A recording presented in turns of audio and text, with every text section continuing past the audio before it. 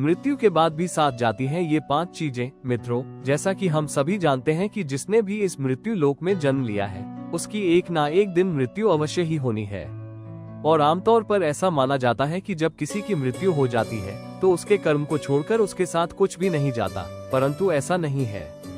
गरुड़ पुराण की माने तो जब किसी व्यक्ति की मृत्यु हो जाती है तो उसके मृत शरीर को जब जला दिया जाता है तब उस मृत आत्मा की यमलोक की यात्रा शुरू होती है और इस रास्ते में उसके कर्म के साथ साथ और भी जीवन काल में की गई 4 चीजें साथ जाती हैं। यानी मृत्यु के बाद मृत आत्मा के साथ 5 चीजें हमेशा उसके साथ रहती हैं। और जब उस आत्मा का पुनर्जन्म होता है तो ये 5 चीजें उचित समय पर आत्मा के साथ फिर नए शरीर में प्रवेश कर जाती हैं।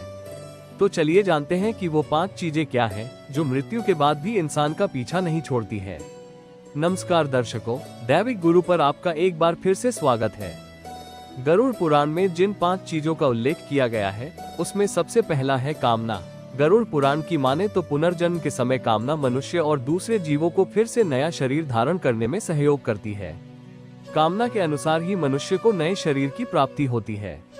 अर्थात मृत्यु के समय मनुष्य जिन जिन चीजों की कामना करता है वे उसके साथ मृत्यु के बाद भी चली जाती है और उसी कामना की पूर्ति हेतु उस मृत आत्मा को फिर से किसी ना किसी शरीर का रूप लेकर लौटना पड़ता है। इसलिए गरुड़ पुराण में कहा गया है कि मृत्यु करीब आने पर सब चीजों की इच्छा त्याग करके केवल ब्रह्म अर्थात परमेश्वर का ध्यान करना चाहिए। अगर कामना लेकर चले गए तो फिर नया शरीर लेना पड़ेगा।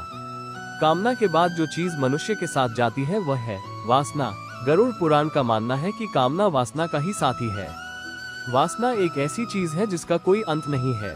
मृत्यु शैया पर भी मृत आत्मा वासना से मुक्त नहीं हो पाती है। अब सवाल उठता है कि वासना क्या है। तो मित्रों, आपको बता दें कि सांसारिक सुख की चाहत ही वासना है, जबकि ज्यादातर लोग वासना को केवल शारीरिक इच्छा की पूर्ति मात्र समझते हैं, लेकिन ऐसा नहीं है।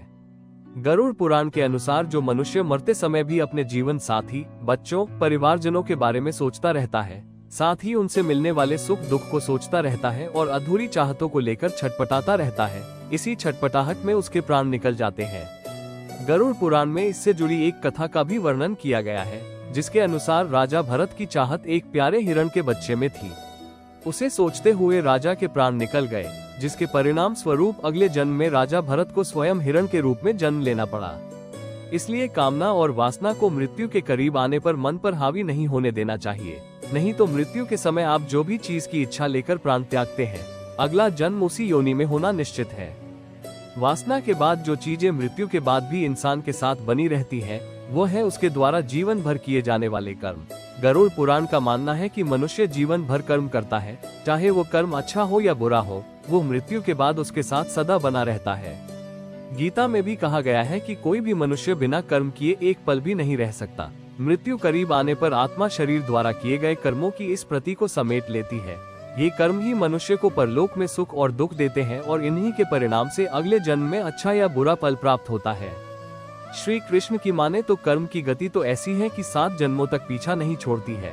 बाणों की शैया पर लेटे हुए भीष्म ने जब श्री कृष्ण से पूछा कि मुझे ऐसी मृत्यु क्यों प्राप्त हुई, तो श्री कृष्ण ने उन्हें 101 जन्म पूर्व की घटना याद दिलाते हुए कहा कि 101 जन्म पूर्व आपके कारण एक कर्कट की मृत्यु ऐसे ही हुई थी, इसलिए आज आप बाणों की शैया पर पड़े हुए हैं।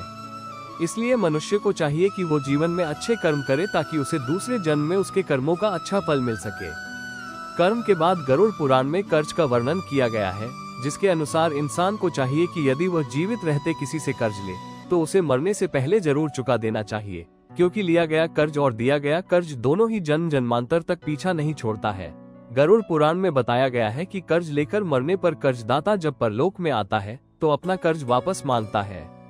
उस समय यमदूत कर्ज लेकर मरने वाले का मांस काटकर कर्जदाता को देते हैं, लेकिन कर्ज का बोझ यही नहीं उतरता, अगले जन्म में भी कर्ज पीछा करता है और उसे किसी ना किसी रूप में चुकाना पड़ता है।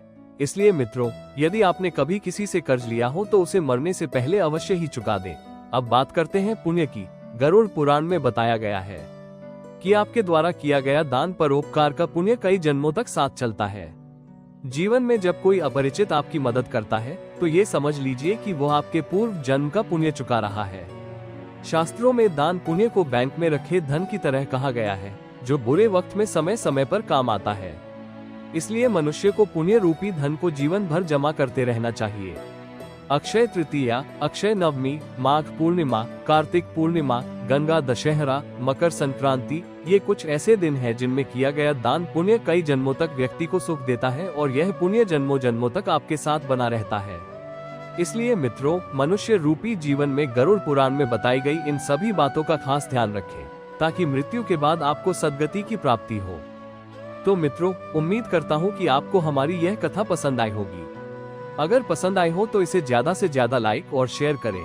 साथ ही अगर आप पहली बार हमारे चैनल दैविक गुरु पर आए हैं तो चैनल को अभी सब्सक्राइब कर लें। और अगर आप यह वीडियो फेसबुक पर देख रहे हैं तो पेज को लाइक करना न भूलें। फिलहाल आज की वीडियो में इतना ही। अब हमें इजाजत दें। आपका बहुत बहुत धन्यवाद।